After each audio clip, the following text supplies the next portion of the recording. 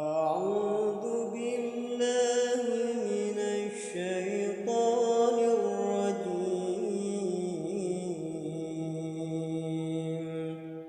بسم الله الرحمن الرحيم.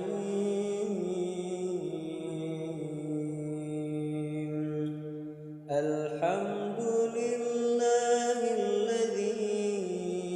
أنزل على عبده الكتاب ولم يجعل له عوجا قيما لينذر بأسا شديدا من لدنه ويبشر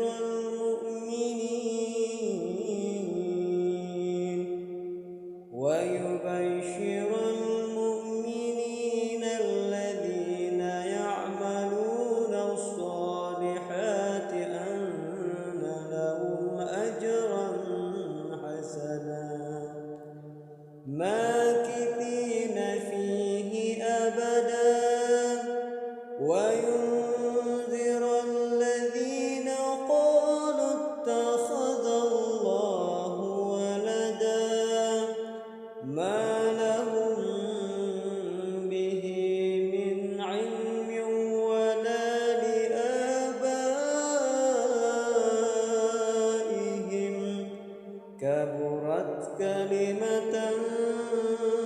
تخرج من أفواههم إن يقولون إلا كذبا فلعلك باخع نفسك على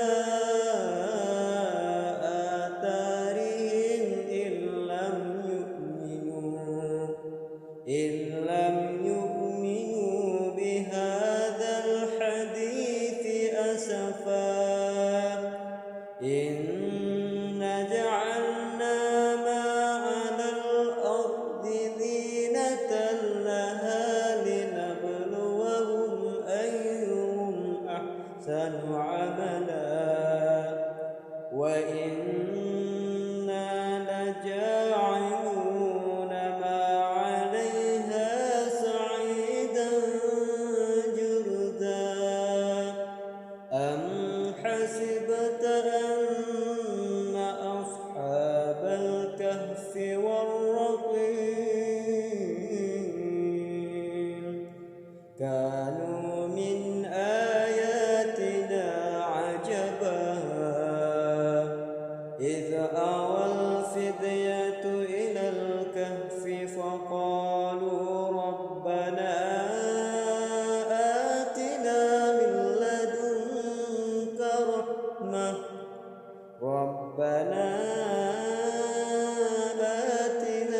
من لدنك رحمة وهيئ لنا من أمرنا رشدا صدق الله